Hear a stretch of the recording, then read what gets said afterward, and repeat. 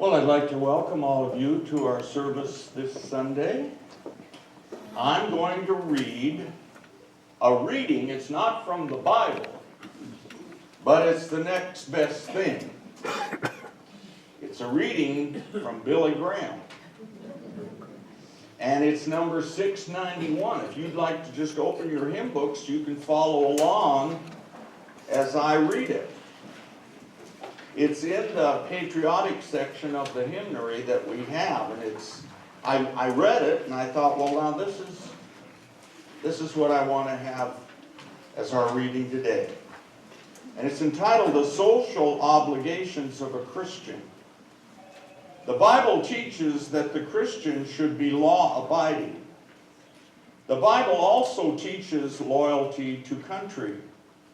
A loyalty and love of country does not mean that we cannot criticize certain unjust laws that may discriminate against social groups. The Bible says that God is no respecter of persons. All should have equal opportunities. The government of God is to be our model. The Bible also teaches that we are to cooperate with the government. Jesus was asked, is it lawful to give tribute? Jesus set the example forever by paying taxes. It takes money to run a government and to maintain law and order. The tax dodger is a civic parasite and an actual thief. No true Christian will be a tax dodger. Jesus said we are to render to Caesar the things that are Caesar's. We ought to be more than taxpayers. To be simply law-abiding is not enough. We ought to seek and work for the good of our country. And then especially these last sentences today. Sometimes we may be called upon to die for it. We are to do it gladly as unto God. We are to be conscientious in our work as good citizens. A perfect message. God bless the USA. Absolutely. You know, patriotism for some is kind of looked down upon, and it's sort of, but I don't think there's anybody here today that feels that way. As Billy Graham wrote in the piece that I read, our country is not perfect. There isn't anything perfect in this world. We live in a fallen world. That's absolutely certain. We have no illusions about that. But we love our country. We love what it stands for. We love its history. And we love to be part of America. America, no matter what people say, is still the greatest country in the history of the world.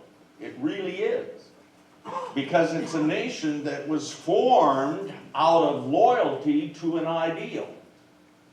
It's the only nation in the world today that is not defined in terms of ethnicity, or in terms of religion, or in any other terms or categories. My four grandparents came from Norway, and in Norway, 99% of the people there are Norwegian. Right? Sweden, Denmark, Germany, the countries, Russia. There's ethnicity. In some cases, there's a commonality of religion. And America is absolutely unique, isn't it? America is made up of people from all nations, all ethnic groups, all races, all religions. Because America is defined in terms of a commitment to certain values. And there's no place where you have those values more beautifully defined than in the first sentence of the second paragraph of the Declaration of Independence. We hold these truths. We hold these truths. Think of that. We don't debate that. It's not a matter of debate. We don't have a big long discussion. Well, now what does that mean? We hold these truths to be self-evident. They're just there. You want to debate it? No. These truths are self-evident. And what are they? That all men are created equal. Okay? That's the truths. Now, even from the beginning, that statement was not actualized. You had slavery in this country even before it was a country. And the problem with that was that some people were not defined as human. Right? You don't buy and sell human beings. And so the black people were defined as somehow less. Nonsense. That's just crazy. The same thing was done in Europe during the Third Reich. Some people were defined as Untermenschen, subhuman. And of course, those were the Jewish people and others who, once you define a person as less than a person, you can do whatever you want. Buy, sell, destroy. All of that is wrong. We go back to that first sentence of the second paragraph. We hold these truths to be self-evident that all men are created equal and are endowed by their Creator, with certain rights, endowed by God with certain rights. These are not rights that one person gives to another.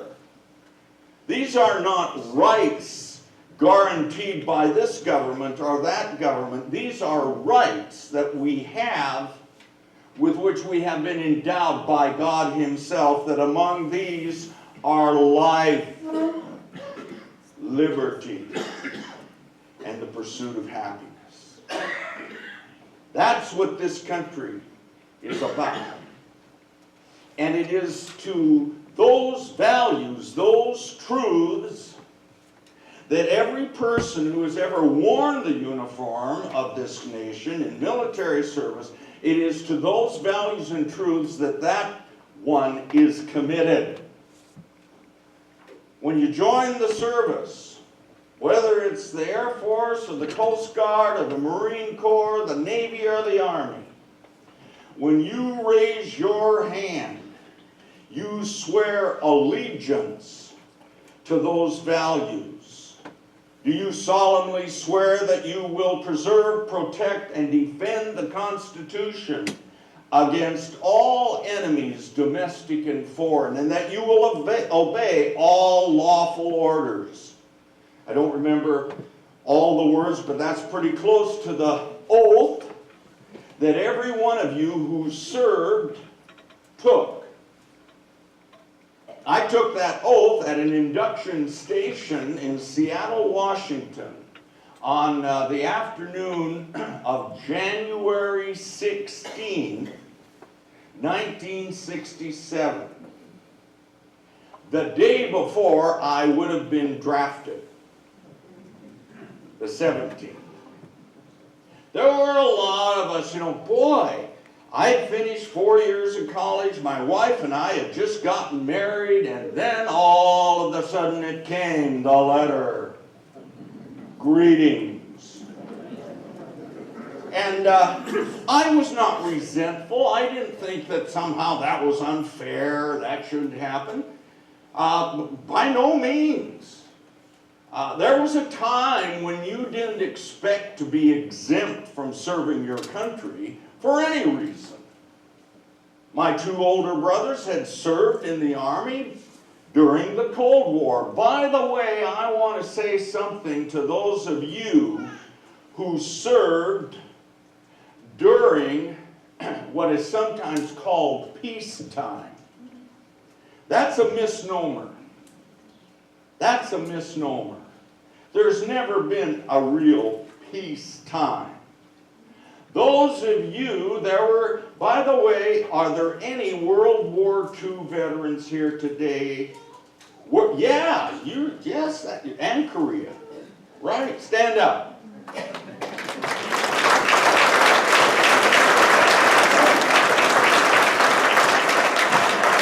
Hey, back there.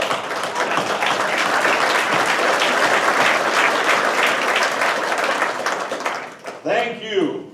And of course, Ted, I'm going to be going to see my good friend Ted Hyman after the service today. He was hoping to be able to be here, but just couldn't make it. He's pretty weak, but I'm going to see him.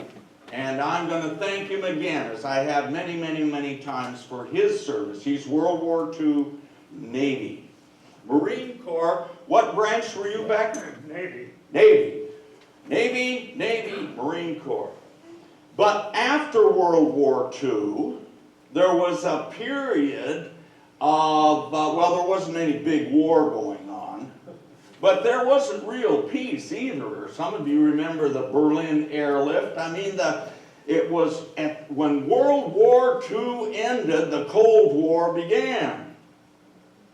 And that went on for about 50 years until the fall of the Soviet Union in 1991. But for those of you who served not during the Korean War, which was June of 1950 to the summer of 53, you weren't in during the Korean War, you weren't in during the Vietnam War, that period in between that sometimes we call it peacetime. If you served during peacetime, I want you to know that you served your country absolutely crucially. In fact, I want everybody, I want everybody who served, not during Korea, not during Vietnam, but in between. Stand up. Stand up. Yeah.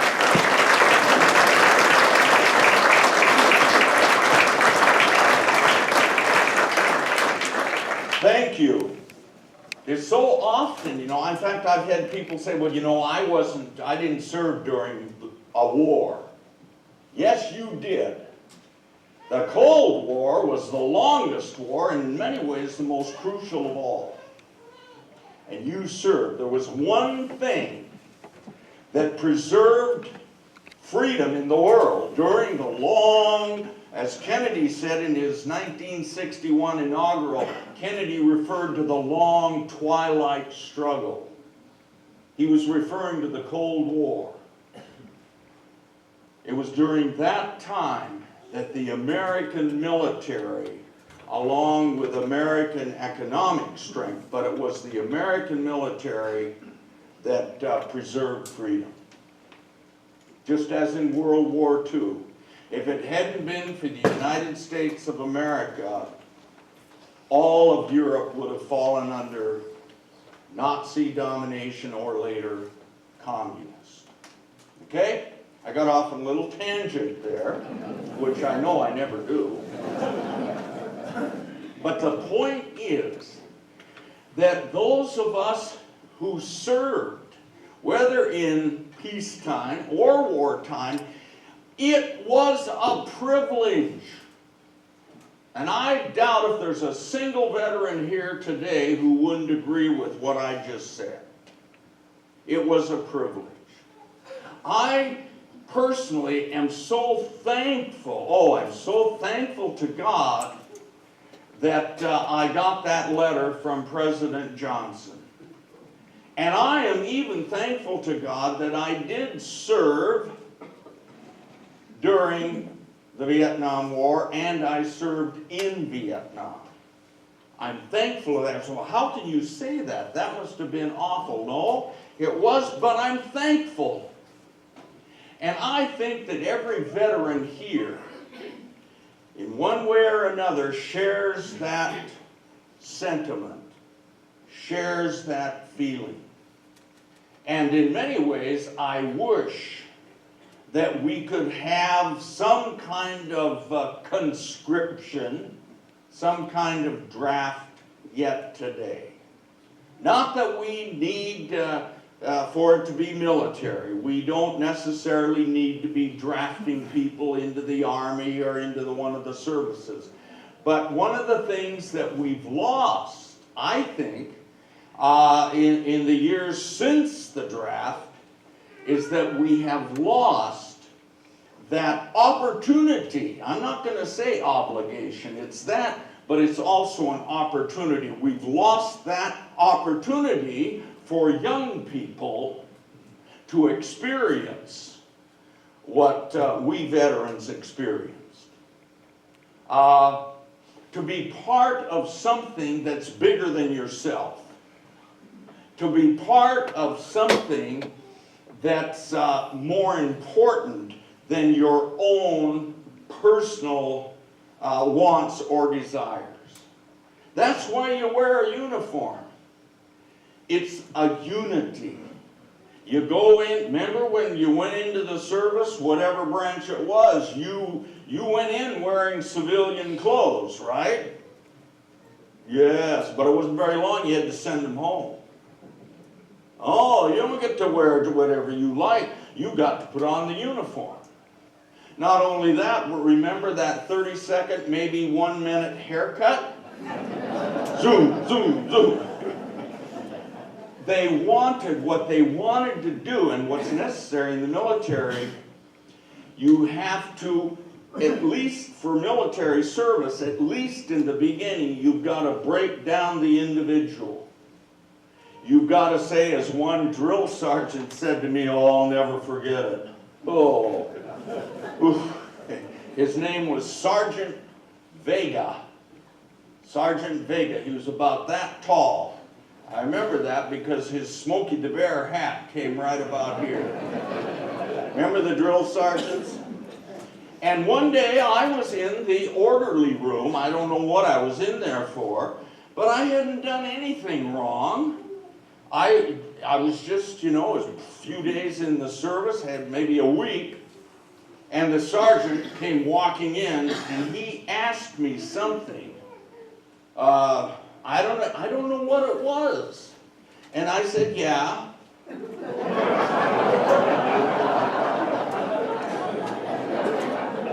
I mean, what is a little Norwegian farm boy supposed to say?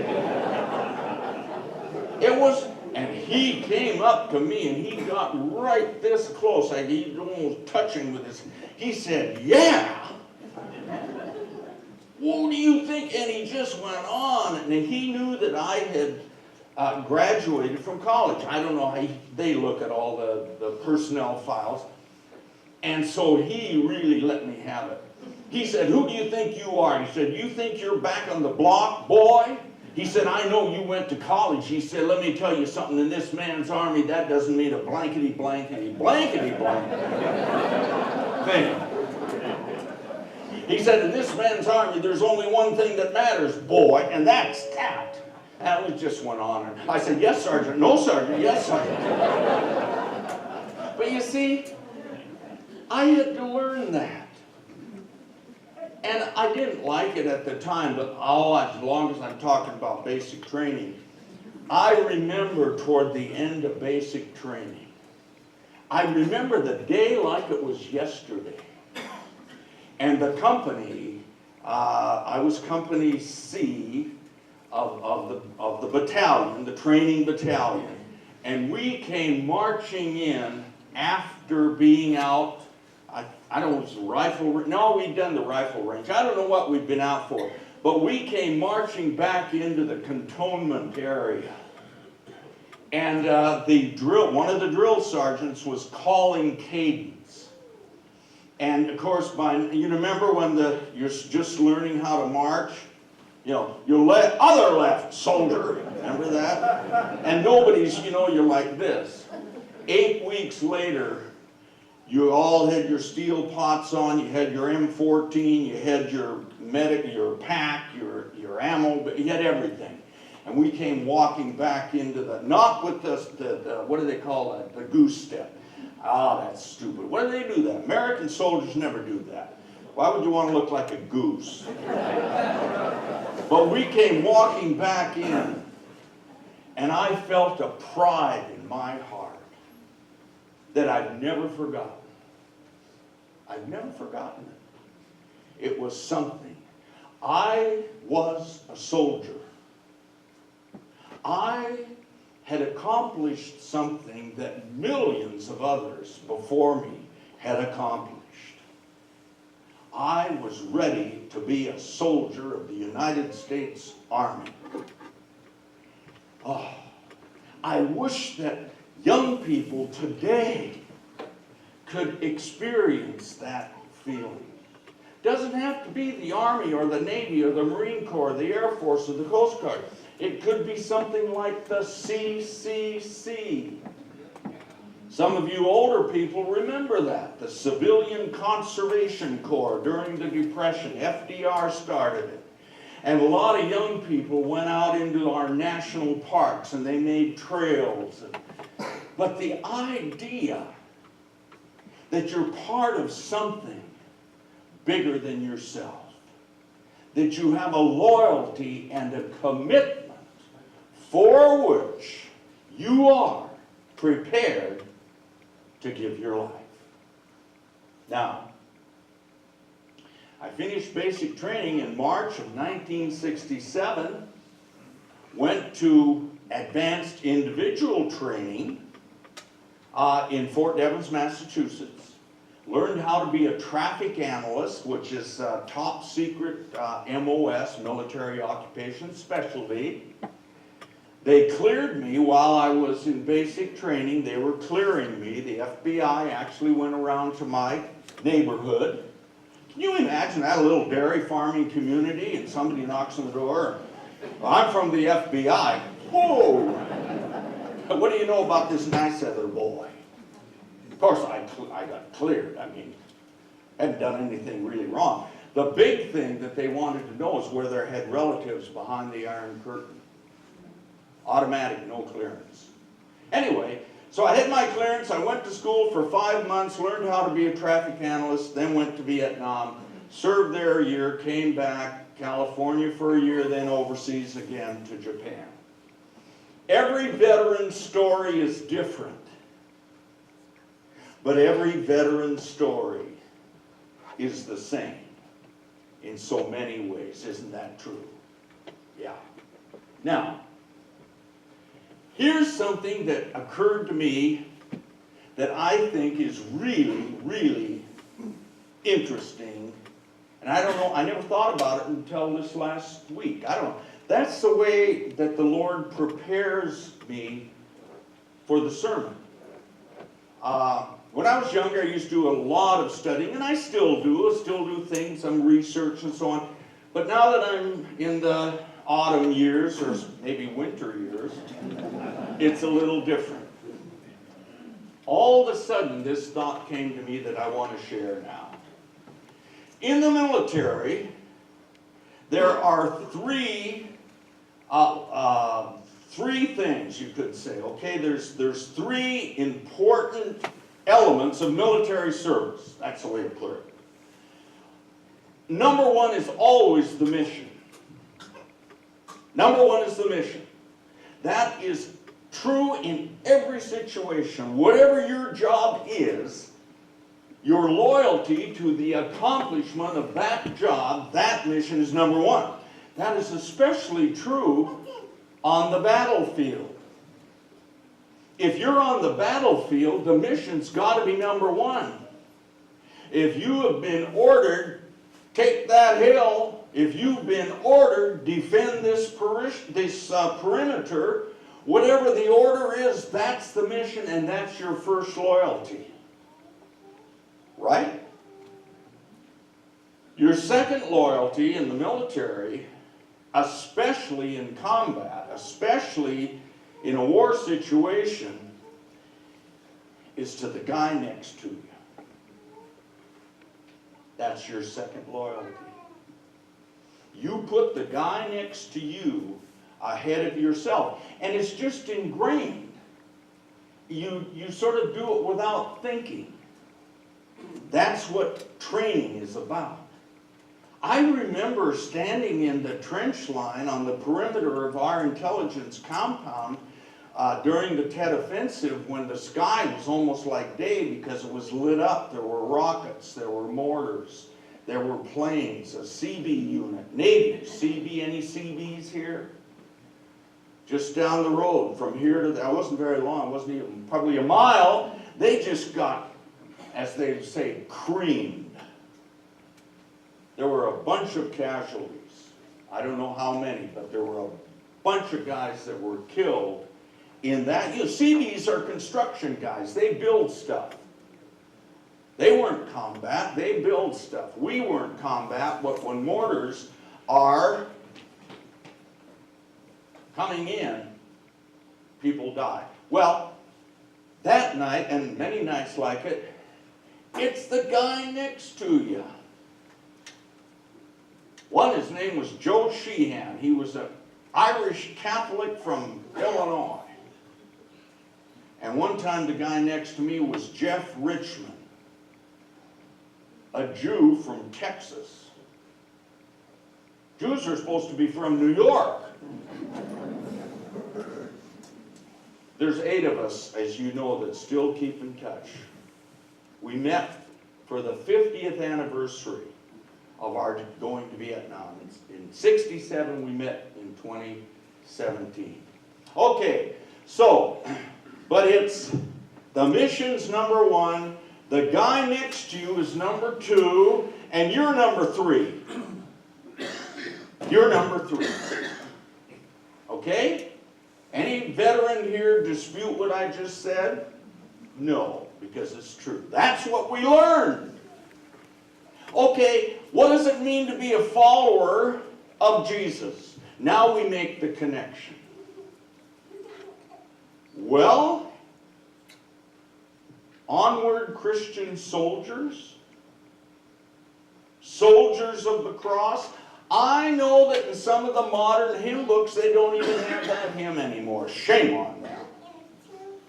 It's like to be a Christian is for sissies. Oh, we can't sing about soldiers. We can't be too militaristic. Read Paul. Fight the good fight. Run the race. You see, what is true in the military is a lot like what it should mean to follow Jesus. What's first? The mission. The mission's first. There have been thousands and tens of thousands, hundreds of thousands of Christians who have given their lives for the faith. That's a fact. That's a fact. And there are some Christians today, right today, whose lives are being lost because of their commitment to the mission. Yeah, we're soldiers of the cross, aren't we? And I don't care if you're a man or a woman. I don't care if you're 25 or 95. Doesn't matter. To be a soldier of the cross is not about age. To be a soldier in the military, you do have to, you know, it's better to be younger than older, and you got to be physically fit. They see to that, too. Yeah. All right, give me 50. That's push-ups. But to be a soldier of the cross isn't necessarily about physical fitness. It's about commitment. It's about loyalty to a cause vastly greater than self. There have been hundreds of thousands of people who have been given in one way or another a choice. You either renounce your faith in Jesus or you're dead. And they died. And they died. One of my greatest heroes, of course, is Billy Graham. You know that. Another one is Dietrich Bonhoeffer, who died. He was marched to the gallows by the Gestapo and hung on April 9th, 1945, just one day less than a month before the war ended in Europe. It cost him his life to follow Jesus. Here again in America, that's hard for us maybe to grasp. But in a lot of places, all over Europe in World War II, there were a lot of Christians that died rather than renounce or turn away from their faith. So, when it comes to being a Christian, when it comes to being a soldier of the cross, the mission is first. And the guy next to you is second. Isn't that true? Isn't that really true? Aren't we, Jesus said, for as much as you've done it unto the least of these, you have done it unto me. Jesus said, I want you to look out for the other guy. Especially the least of the other person. Oh, I'm so thankful for this congregation. We're getting reports now. The treasurer, who's Keith is here, finally got back from being gone all summer, you know. But Keith is back. He's so terrific. He's our treasurer, and he's going to be getting out some reports. And in 3 years, just 3 years of this church's existence, the offering has exceeded $300,000, and almost 70% of that has been given to the least of the brethren. That's really something. We're not doing, you know, it's the first is the mission, to preach and to do the gospel, to do it. Don't just sit there. Don't just stand there. Do it. And we're doing it. We're helping people that need to be helped. And we're going to keep doing it. Because we understand that when it comes to being a soldier of the cross, the mission is first. And the guy next to you is second. And a lot of times the guy next to you needs help. Oh, my wife and Raquel went and prepared salad at Genesis on Friday. They go there and prepare the salad. The Genesis people, listen to this, the Genesis people to whom we've given many, many thousands and thousands, I don't know what it is, but for the year, but I think it's probably, I don't know, 17, 18,000, something like that. Last week, on one day, they fed 400 people. 400 people who needed a meal. They're not all homeless. Some of them are just poor. Some of them are senior citizens, like most of us. But the only thing they've got to live on is Social Security. And sometimes that's not quite enough. And so they know where they can go to get a good meal. Free. Isn't it a good thing to be helping those people? Every person at Genesis is a volunteer. Everyone. And I could go on and on and on. But, we'll have some reports later. But here's the point. The mission is first. And the person next to you, especially the needful, they're second and you're last. But you know, and I'm almost done, being a follower of Jesus means that it ain't bad to be last. It isn't. In fact, it's the best place to be. To be last. Because then you know that you have done your duty. I've said this before, but I'm going to say it again. I believe with all of my heart that one of these days my life here is going to come to its conclusion. My body will be returned to the earth from whence it came, earth to earth, ashes to ashes, dust to dust. But my soul will be taken up into eternity. And I will receive a new body like unto his glorious body. And in that body I will stand before my Lord and Savior. And he will pat me on the head and say, well done, good and faithful servant. Enter now into the kingdom prepared for you from the foundation of the world. I believe that's going to happen. Not because I will have earned it. Oh, 1,000 times no. But because I will have been a soldier of the cross. Because I will have been a believer. Because I will have at least tried to put the mission first. The person next to me second. And myself third. Kind of like being a soldier. Kind of like being a soldier. Amen.